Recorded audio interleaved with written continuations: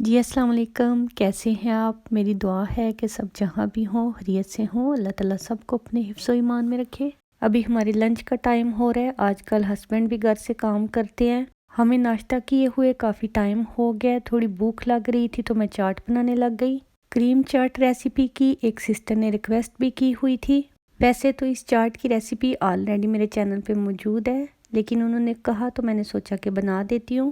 3 ڈیسی لیٹر کریم کے اندر ½ T spoon نمک ایڈ کیا، ½ ٹی اسپون سرخ مرچ، ½ ٹی اسپون سے تھوڑا سا زیادہ چاٹ مسالہ اور 2 ٹیبل اسپون بھر کے چینی کے ایڈ کر دینے ہیں، اور ½ ٹیبل اسپون کے قریب اس میں بنا ہوا کٹا ہوا زیرہ ایڈ کروں گی۔ بنا کٹا زیرہ چاٹ کے اندر بہت ہی مزے کا فلیور لے کے آتا ہے۔ چینی اور بنا کٹا زیرہ کریم چاٹ کے لازمی جز ہیں، انہیں ڈالے بغیر اصلی کریم چاٹ کا مزہ لینا مشکل ہے۔ کریم چاٹ بنانے کے لیے سارے مسالے کریم کے اندر ہی ایڈ کر کے مکس کرنے چاہیے۔ اگر یہ سارے پاؤڈر مسالے فروٹس کے اوپر ڈالیں تو کہیں پہ وہ زیادہ لگ جاتے ہیں، کہیں پہ کم، پھر ان مسالوں کو مکس کرتے کرتے پوری چاٹ کی شکل ہی بگڑ جاتی ہے۔ اس لیے بہتر یہی رہتا ہے کہ اسپائسیز کریم کے اندر ہی ایڈ کر لیے جائیں، اور چاٹ کو مکس کرنے ٹائم چمچ بھی آہستہ آہستہ چلانا چاہیے۔ کریم چاٹ بنانے کے لیے فروٹس اپنی پسند کے لیے جا سکتے ہیں۔ 3 میں نے بڑے سائز کے کیلے لیے ہیں، ہمارے ہاں کافی بڑے سائز کے کیلے ملتے ہیں۔ پاکستان کے 8-9 کیلے ملا کے ہمارے 3 کیلے بنتے ہیں۔ ایک میں نے سیب لیا، ½ مینگو لیا، 1 کپ فریش کٹا ہوا اناناس اور ½ کپ ابلے ہوئے وائٹ چنے لیے تھے، 1 کپ ریڈ گریپس اور ½ کپ بلو بیریز لیے ہیں۔ کریم چاٹ بنانے کے ٹائم ایک چیز کا اور بھی دھیان رکھنا چاہیے کہ اس میں سارے فروٹس تھوڑے میٹھے ہی جانے چاہیے۔ فروٹس اگر کھٹے ہوں تو پھر اصل کریم چاٹ کا ٹیسٹ نہیں آتا۔ میں اور ہسبینڈ جلدی جلدی سے اس چاٹ کو کھا لیں گے، پھر میرے بیٹے کے اسکول سے آنے کا ٹائم ہے۔ چھوٹی موٹی سی گروسری بھی کرنے والی تھی، میرے ہسبینڈ کہہ رہے تھے کہ وہ مجھے شاپ پہ اتار جائیں گے، جتنی دیر میں شاپنگ کروں گی اتنی دیر میں وہ بیٹے کو اسکول سے لے آئیں گے۔ ویسے تو ماشاءاللہ سے بچے خود ہی اسکول سے گھر آ جاتے ہیں۔ آج دیان بیٹے کا اسکول بیگ بہت زیادہ ہیوی تھا، آج اسے کافی زیادہ بکس لے کے جانی تھیں اور ساتھ میں ایک جم بیگ بھی لے کے گیا تھا۔ اس وجہ سے میرے ہسبینڈ نے سوچا کہ وہی اسے جا کے لے آئیں گے۔ گاڑی پہ لینے جائیں تو اسکول تک 2 سے 3 منٹ لگتے ہیں، اور اگر پیدل چل کے جائیں تو 12-13 منٹ لگ جاتے ہیں۔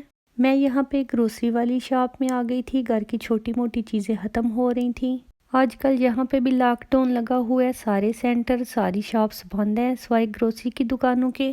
جب سے کرونا آیا ہوا ہے ناروے میں کوئی اتنا خاص لاک ڈاؤن نہیں لگا، لیکن پچھلے ہفتے سے تقریباً ساری چیزیں بند ہیں۔ اس ساری سچویشن نے تو یقین کریں مجھے بہت ہی زیادہ ڈپریس کر دیا ہوا ہے۔ ہر کام کی روٹین بالکل الٹ پلٹ ہو چکی ہے، چاہے وہ ہسبینڈ کا کام ہو یا بچوں کا اسکول ہو۔ ہسبینڈ تو کافی دنوں سے پکا گھر سے کام کر رہے ہیں، اور دیان بیٹی کی کلاسز بھی کبھی گھر سے ہوتی ہیں کبھی اسکول سے، یہ بھی بہت الٹ پلٹ نظام چل رہا ہے۔ صرف حنان بیٹے کا اسکول پراپر طریقے سے جا رہا ہے۔ ان سب کے گھر پہ ہونے کی وجہ سے میری ڈے روٹین پہ بھی کافی زیادہ اثر پڑا ہے، اور دوسرا امی کے بیمار ہونے کی وجہ سے مجھے پتہ ہی نہیں چلتا کہ دن کب سٹارٹ ہوتا ہے اور رات کب ہو جاتی ہے۔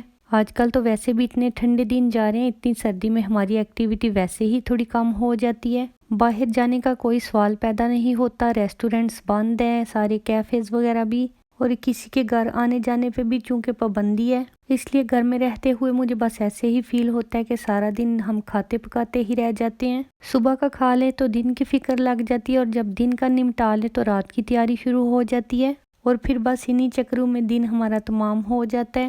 اور باہر یہاں پہ دن تھوڑا سا گرے ہے، کوئی سورج وغیرہ نہیں نکلا ہوا، جب تک برف رہتی ہے دن بہت وائٹ وائٹ سا نظر آتا ہے، جب یہ بھی ختم ہو جاتی ہے تو پھر بہت گرے سا ویدر لگتا ہے۔ آج کل سردی اتنی زیادہ ہو رہی ہے، یقین کریں کہ جب ہم 1 منٹ کے لیے اپنا باہر کا ڈور کھولتے ہیں تو بس ایسے ہی لگتا ہے کہ جیسے ساری سردی ہمارے ہی اندر انٹر ہو جائے گی۔ ٹیمپریچر جب تک 4-5 مائنس تک رہے تو کہہ لیں سردی قابل قبول ہوتی ہے، تو بس پھر میں دعائیں کرنے لگتی ہوں کہ اللہ تعالیٰ جی اتنی زیادہ سردی نہیں ہونی چاہیے۔ ابھی گروسری کا سامان اٹھانا تھا، لیکن دیان بیٹے کو لگ رہی تھی بھوک، اور وہ کہہ رہے تھے کہ انہوں نے نوڈلز کھانے ہیں۔ دیان اپنے لیے نوڈلز خود بھی کوک کر لیتا ہے، لیکن ابھی اسکول سے تھکا ہوا آیا تھا تو میں نے بولا کہ میں ہی آپ کو بنا دیتی ہوں۔ فروٹ چاٹ تو میں نے اسے ڈال دیا، جتنی دیر میں وہ ختم کرے گا تو اتنی دیر میں اس کے نوڈلز بھی تیار ہو جائیں گے۔ ڈنر میں نے بنانا ہے چکن ٹکا مسالہ، تو اس کے لیے میرینیشن کر کے رکھنے لگی ہوں۔ 700 گرام میرے پاس بون لیس چکن ہے، اس میں 2 ٹیبل سپون بھر کے میں نے یوگرٹ کے ایڈ کیے ہیں، 2 ٹی سپون ادرک لہسن کا پیسٹ، 1 ٹی سپون سوکھا پسا دھنیا، 1 ٹی سپون نمک، 1 ٹی سپون زیرہ، 1 tablespoon paprika powder, half teaspoon garam masala powder, 2 tablespoon olive oil डाल के इन सारे मसालों को अच्छी तरह से चिकन में मिक्स कर देना है। चिकन को मैरिनेट करके इसे अच्छी तरह से कवर करके मैं फ्रिज में रख दूंगी, क्योंकि अभी बनाने में काफ़ी टाइम है। और इसके साथ में मैंने बनाने हैं नान, उसके लिए मैं मैदा गूंद के रख दूंगी। चिकन को मैरिनेट करके रखे हुए 2-3 घंटे गुजर चुके थे। उतनी देर में मैंने अपने बाकी के काम निपटाए, अम्मी को कॉल की। अल्लाह का बहुत ज़्यादा शुक्र है कि अम्मी की तबीयत पहले से थोड़ी बेहतर है। माशाल्लाह से उनकी ज़ुबान काफ़ी ज़्यादा ठीक हो चुकी है। अल्हम्दुलिल्लाह से उनका जहन भी बहुत ज़्यादा बेहतर हो गया है। अपनी बहुत ज़्यादा पुरानी बातें वो अक्सर अब सुनाती रहती हैं, लेकिन अभी भी उन्हें कुछ चीज़ें और बातें एकदम से याद आती हैं। फिर वो बहुत ज़्यादा खुश होती हैं और मुझे बोलती हैं कि देखो ये बातों मैं भूल चुकी थी, अब मुझे एकदम से याद आ गई है। माशाल्लाह से कुरान पाक की बहुत सी सूरतें और आयतें उन्हें याद थीं। उनमें से कुछ वो भूल चुकी थी, कुछ अभी भी उन्हें आती हैं, लेकिन अभी कुछ रह गई हैं जो एकदम से उनके ज़ुबान पे नहीं चढ़ती। ओवरऑल बात करें तो बस अल्लाह ताला का शुक्र है कि उनकी तबीयत बेहतरी की तरफ गामज़न है। उन्हें बीमार हुए 4 महीने और कुछ दिन ऊपर हो चुके हैं, लेकिन इन महीनों में जो पहले तकलीफ़ थी उससे अब काफ़ी ज़्यादा कम हो गई है। किसी भी बीमारी का सबसे बड़ा मसला यही होता है कि आ तो एकदम से जाती है, लेकिन जाने में काफ़ी टाइम लगाती है। अभी भी है तो मुझे काफ़ी ज़्यादा अंदर से टेंशन है, लेकिन फिर इस बात की तसल्ली रहती है कि पहले की निस्बत काफ़ी ज़्यादा रिकवरी हो चुकी है। मुझे ऐसे महसूस होता है कि अगर मैं उनके पास होती तो उनकी तबीयत इससे भी ज़्यादा बेहतर होती। अब जो भी हालात हैं, जैसे भी हालात हैं, उन पे बस आमीन ही कहना पड़ता है, क्योंकि अल्लाह पाक ने इतना ज़्यादा आराम दिया है। तो अब जो तकलीफ़ रह गई है वो भी इंशाल्लाह जल्दी ठीक हो जाएगी। उनके साथ आप सब की भी दुआएं हैं। इसके अलावा यकीन माने कि बहुत से लोगों की दुआएं उनके साथ हैं, ना सिर्फ पाकिस्तान में बल्कि पाकिस्तान से बाहर भी जितने लोग रहते हैं उनके लिए बहुत ज़्यादा दुआएं करते हैं। और मेरा तो दुआओं के ऊपर पक्का यकीन है कि वो ज़रूर इंसान को लगती हैं। जितनी ज़रूरत उनको फ़िज़िकली क्योर की थी, इससे भी ज़्यादा मैं उनको मेंटली क्योर देती हूँ। बीमार इंसान के लिए सबसे ज़्यादा ज़रूरी यही होता है कि वो खुश रहे। मैं ज़्यादा से ज़्यादा टाइम उन्हें इसीलिए देती हूँ कि उनके माइंड को स्ट्रेस फ्री रख सकूँ, उन्हें खुश कर सकूँ, क्योंकि ये सिर्फ मुझे ही पता है कि किन बातों से वो सबसे ज़्यादा खुश होती हैं। उन्हें हर तरह की खुशी का एहसास दिलाना और उनके अंदर ज़िंदगी की होप पैदा करना, बस यही करती रहती हूँ मैं। और फिर अल्लाह ताला से दुआ करती हूँ कि वो मेरी इन कोशिशों को कबूल करे। अल्लाह पाक का बहुत ज़्यादा शुक्र है कि जितनी स्ट्रेस मुझे पहले थी वो अब थोड़ी कम तो हो गई है, लेकिन फिर भी हर वक्त उनकी फ़िक्र लगी रहती है। बस इसी वजह से मैं प्रॉपर तरीके से व्लॉग भी नहीं बना सकती। पहले जब मैं कोई ना कोई वीडियो बना लेती थी तो फिर ये भी टेंशन रहती थी कि अब अपलोड नहीं कर सकी, इसलिए अब मैं बनाती ही कम हूँ। अभी जितनी भी बनाती हूँ वो सिर्फ़ और सिर्फ आपके प्यार और इसरार की वजह से बनाती हूँ। आप सब इतनी ज़्यादा फ़िक्र करते हैं, इतना ज़्यादा मेरी अम्मी की सेहत के बारे में पूछते रहते हैं। पहले तो मेरे पास यकीन माने कि इतना भी टाइम नहीं था होता कि वीडियो बनाऊँ या फिर वॉइस ओवर कर सकूँ। अब अल्लाह ताला का बहुत ज़्यादा शुक्र है कि अम्मी की तबीयत जब से ठीक है, जब से वो अपनी होश में है, तो फिर मैं थोड़ी वीडियो बना लेती हूँ।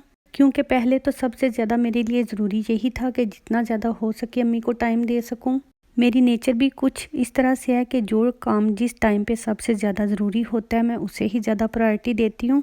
और फिर ऐसे हालात में जब अम्मी की तबीयत ठीक नहीं थी, उस टाइम पे तो सारी दुनिया मेरे लिए एक तरफ और अम्मी की तबीयत एक तरफ। अभी भी जब मैं व्लॉग बनाती हूँ तो मेरा माइंड को इतना ज़्यादा सेट नहीं होता, लेकिन बस सिर्फ आप लोगों को खुश करने के लिए बना देती हूँ। व्लॉग बनाते हुए मैं आपसे बात तो कर रही होती हूँ, लेकिन जहन में कुछ और ही चल रहा होता है। मेरे व्लॉग्स में अगर आपको कहीं अनस्टेबिलिटी नज़र आए तो मेहरबानी करके दरगुजर कर दें। आप सबकी दुआएं मेरे साथ हैं तो इंशाल्लाह ये हालात बदल जाएंगे, सारा कुछ इंशाल्लाह से फिर बिल्कुल नॉर्मल हो जाएगा। और फिर इंशाल्लाह मैं बहुत ज़्यादा कोशिश करूँगी कि कोई अच्छे से टॉपिक लेके, कोई अच्छी सी बात लेके आपसे शेयर किया करूँ। वैसे तो मैंने अपनी पूरी लाइफ जॉब करने के बगैर गुजारी है, लेकिन मुझे ऐसे महसूस होता है कि अगर मैं जॉब करती तो मैं कोई सोशल वर्कर होती। दूसरों के लिए अच्छा सोचना और उनके लिए कुछ बेहतर करना मेरी ज़िंदगी का सबसे बड़ा मकसद है। बस ये तो टिक्का मसाला यहाँ पे तैयार हो गया था। इसके ऊपर मैंने थोड़ी सी कसूरी मेथी डाल दी थी और नान भी बन गए थे और सालन भी माशाल्लाह से बहुत अच्छा बना था। अपने लिए मैंने थोड़ी सी अदरक और धनिया छिड़क लिया था। बच्चे नहीं खाते तो इसलिए मैंने पूरे में नहीं था डाला। आप सबसे बस यही रिक्वेस्ट है कि आपने मेरी अम्मी के लिए दुआ करना नहीं भूलना, उनके लिए हमेशा दुआ करते रहना है। पहले भी वो आपकी दुआओं की वजह से काफ़ी ज़्यादा बेहतर हो चुकी हैं और इंशाल्लाह अल्लाह ताला ने चाहा तो अल्लाह अपना करम करेगा तो और ज़्यादा ठीक हो जाएंगी। میری بہت سی میٹھی میٹھی دعائیں آپ کے لیے، اور اس کے ساتھ ساتھ یہ ایک مزیدار سا نوالا بھی۔ اسی کے ساتھ اجازت چاہتی ہوں۔ اللہ حافظ۔